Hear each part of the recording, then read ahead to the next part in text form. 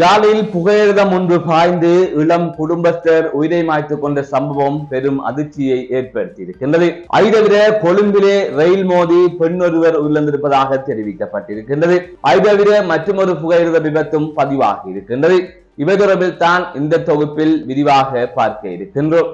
யாழ்ப்பாணத்தில் நேற்றைய தினம் நபரொருவர் ரயில் முன் பாய்ந்து உயிரை மாய்த்துக் கொண்டதாக தெரிவிக்கப்பட்டிருக்கிறது.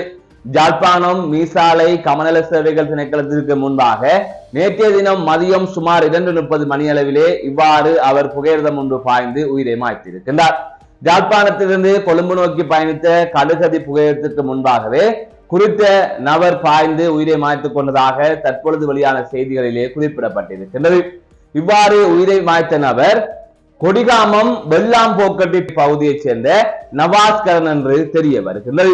இவர் திருமணம் முடித்து 2 மாதங்களே ஆன நிலையில் இவ்வாறு உயிரை மாய்த்துக் கொண்டதாக முதல்கட்ட தகவல்கள் வெளியாகி இருக்கின்றது. அதன் தொடர்ச்சியாக அவரது சடலம் உடற்கூற்று பரிசோதனைக்காக சாவகச்சேரி வைத்தியசாலையில் வைக்கப்பட்டிருப்பதாக இன்று காலை செய்திகள் வெளியாகி இருக்கின்றது. மற்றொரு செய்தியாக கொழும்பில் ரயில் மோதி பெண்ணொருவர் உயிரிழந்ததாக தெரிவிக்கப்பட்டிருக்கின்றது. கொழும்பு வெள்ளவத்தை புகையிரத நிலையத்திற்கு அருகிலே மாத்தறையிலிருந்து கொழும்பு நோக்கி பயணித்த ரயிலில் மோதியே குறித்த பெண் உயிரிழந்திருப்பதாக தெரிவிக்கப்பட்டிருக்கின்றது. 40 வயதுடைய மாத்தறையைச் சேர்ந்த பெண்ணே இவ்வாறு உயிரிழந்திருப்பதாக தற்பொழுது தெரிவிக்கப்பட்டிருக்கின்றது. அது தவிர பதுளையிலிருந்து நாவலப்பட்டியை நோக்கி பயணித்த புகையிரத்தில் மோதி நபரொருவர் உயிரிழந்திருப்பதாகவும் செய்திகள் வெளியாகி இருக்கின்றது. இது தொடர்பான மேலதிகமான விசாரணைகளும் இடம்பெற்று வருகின்றது. எனவே ரயில் விபத்தில் மாத்திரம் இவ்வாறு 3 பேர் உயிரிழந்தமை தொடர்பான செய்திகள் வெளியாகி இருக்கின்றது. அந்த வகையில் யாழ்ப்பாணத்தில் ஒருவர் ரயிலுக்கு முன்பாக உயிரை மாய்த்துக் கொண்டிருக்கின்றார். ஏனைய இருவரும் ரயிலே மோதி உயிரிழந்திருக்கின்றார்கள். இதைவிட யாழ்ப்பாணத்தில் உயிரிழந்த இளம் குடும்பஸ்தர் தொடர்பாக பேச வேண்டும். 19 வயதுடைய இளம் குடும்பஸ்தர் இவ்வாறு திருமணமாகி 2 மாதங்களுக்கு பிறகு உயிரை மாய்த்துக் கொண்ட சம்பவம் பெரும் சோகத்தை ஏற்படுத்தி இருக்கின்றது.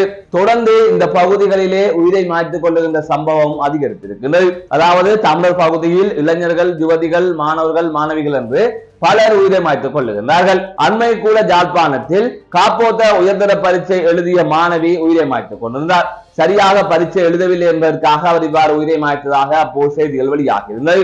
அதை தவிர பல செய்திகள் உயிரை மாய்த்துக் கொள்ள தொடர்பாக வெளியாகிக் கொண்டே இருக்கின்றது. எனவே இவ்வாறு சிறிய சிறிய பிரச்சனைகளுக்கெல்லாம் உயிரை மாய்த்துக் கொள்ளுகின்ற முடிவை தற்பொழுது பலர் எடுக்கின்றார்கள். இது இந்த சமூகத்துக்கு சரியானதாக இல்லை. உளவியல் ரீதியாக மிகவும் பலவீனம் அடைந்திருக்கின்றார்கள் இங்கிருக்கின்ற நபர்களாக இருக்கட்டும், அல்லது இளைஞர்களாக இருக்கட்டும், ஜோதிகளாக இருக்கட்டும். ஆகவே எந்த பிரச்சனைக்கும் உயிரை மாய்த்துக் கொள்வது என்பது தீர்வு அல்ல. அதனை தாண்டி வாழ பழக வேண்டும். அதை தவிர உங்களை நம்பி குடும்பங்கள் இருக்கின்றது, உங்களை வளர்த்த தாய் தந்தைகள் இருக்கின்றார்கள், உங்களுக்கு என்று கடமைகள் இருக்கின்றது. எனவே எதுவாக இருந்தாலும் அதை தாண்டி வாழ்வதற்கான வழிவகையை பார்க்க வேண்டும். உங்களை விட அதிக பிரச்சனையுடன் கூடியவர்கள் தான் என்று வாழ்ந்து கொண்டு இருக்கின்றார்கள் என்பதையும் நீங்கள் நினைவில் வைத்துக் கொள்ளுங்கள். உங்களுக்கு மட்டுமே பிரச்சனைகள் இல்லை என்பதையும் நீங்கள் ஞாபகத்தில் வைத்துக் கொள்ளுங்கள். மீண்டும் ஒரு காணொலி சந்திக்கின்றேன். நான் நடராஜ் அஜயகாந்த்.